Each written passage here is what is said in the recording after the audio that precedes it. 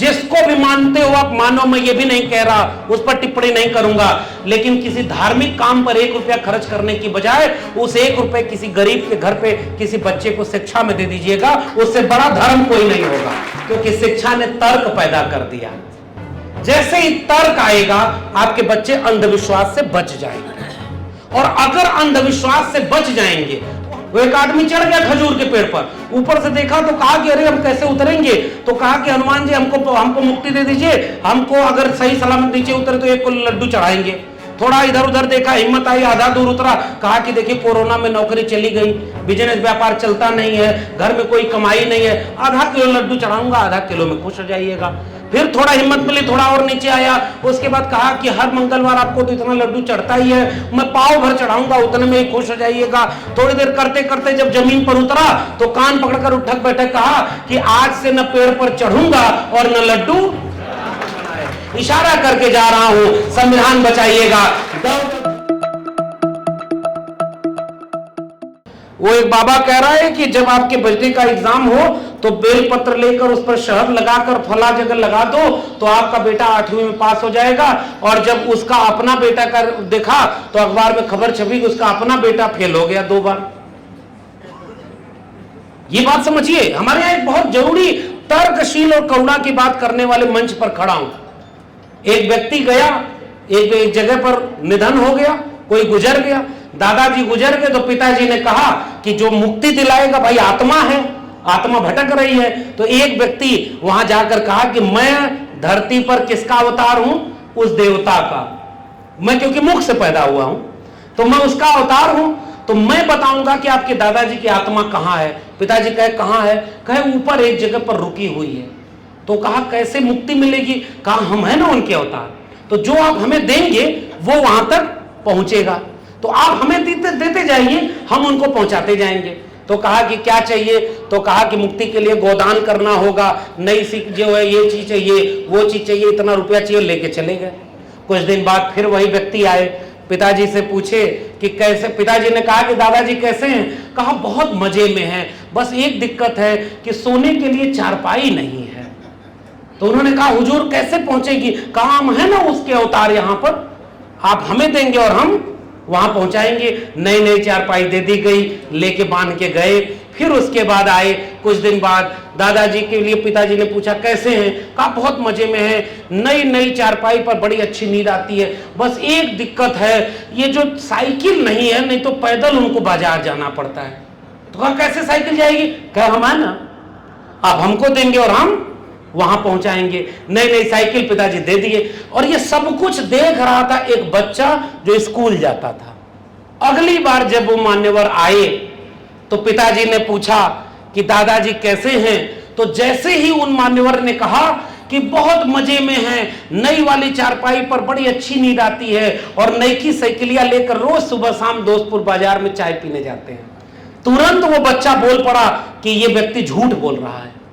वो चौकन्ने हो गए, कहे मतलब, तो कहा कि मतलब ये कि दादाजी को हमारी भेजी न चारपाई पहुंची है और न नई वाली साइकिल पहुंची है। और नाराज होकर वो व्यक्ति खड़ा होकर कहा कि तुमको कैसे पता चला, तो कहा देखो दादाजी ने एक चिट्ठी लिखकर भेजी है कि मुझे तुम्हारी भेजी कोई चीज नहीं मिली। तो वो आदमी बोला कि ये चिट्ठी तुम्हारे पास किस रास्ते आई है, तो बच्चा बोला उसी रास्ते जिस रास्ते तुमने साइकिल भेजी थी और चारपाई भेजी थी।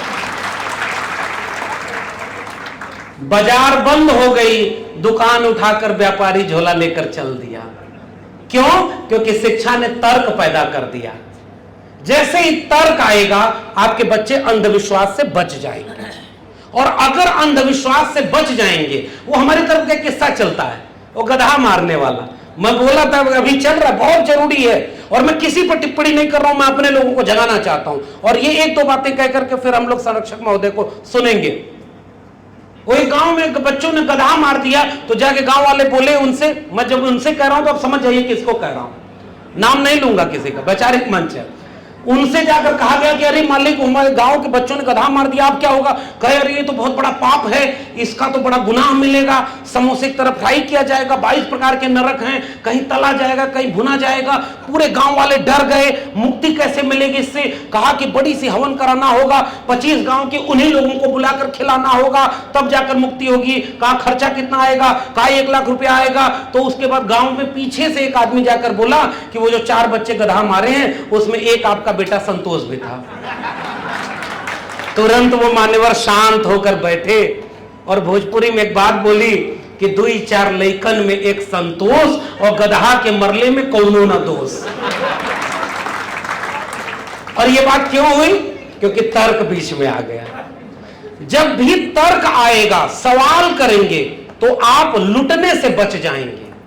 वो एक आदमी चढ़ गया खजूर के पेड़ पर, ऊपर से देखा तो कहा कि अरे हम कैसे उतरेंगे?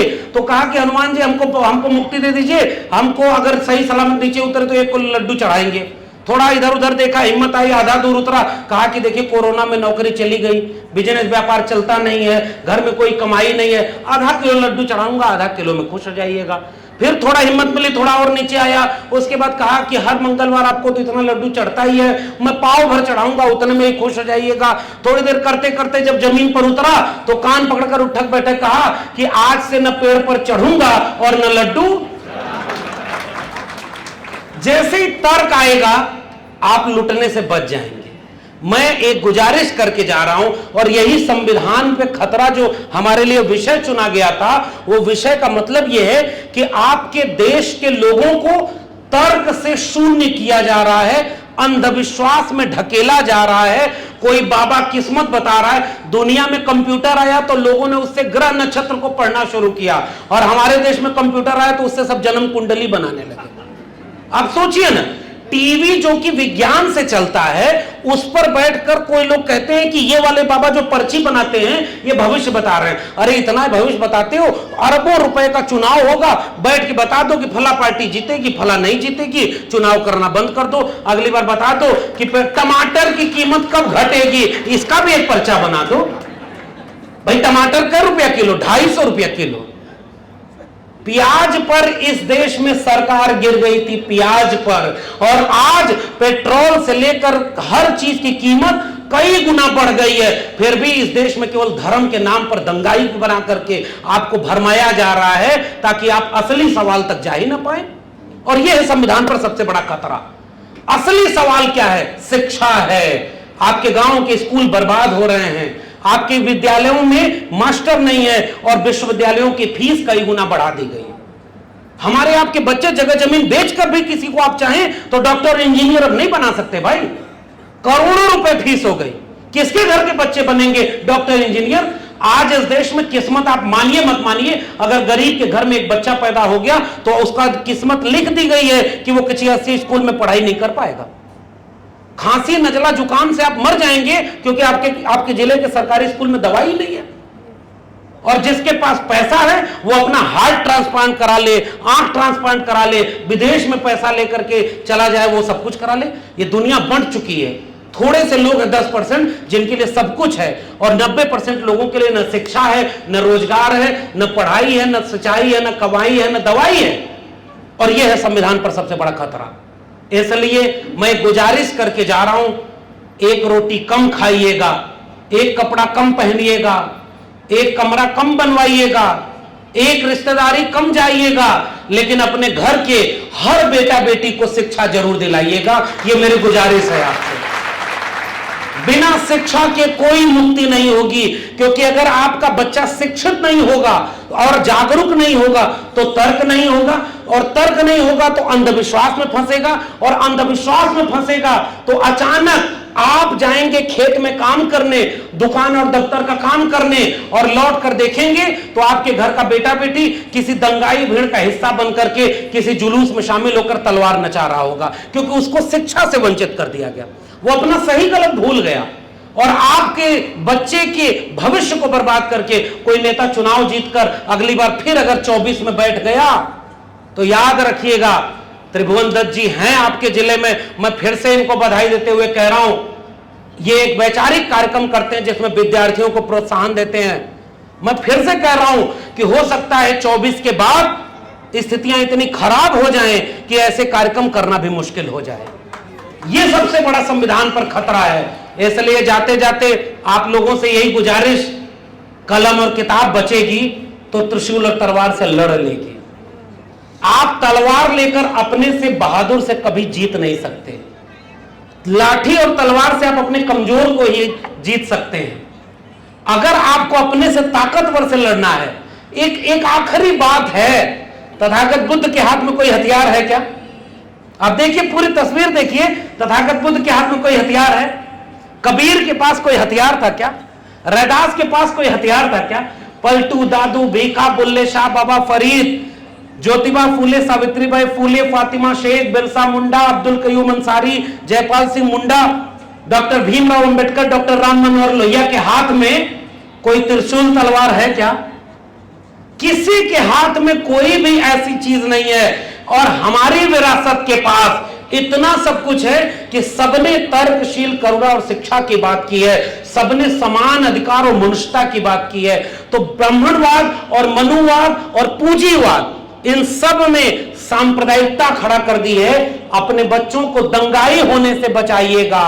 धर्म पर अगर 1 रुपया खर्च करना है, जिसको भी मानते हो आप मानो, मैं ये भी नहीं कह रहा, उस पर टिप्पणी नहीं करूंगा, लेकिन किसी धार्मिक काम पर 1 रुपया खर्च करने की बजाय उस 1 रुपये किसी गरीब के घर पे किसी बच्चे को शिक्षा में दे दीजिएगा। उससे बड़ा धर्म कोई नहीं होगा।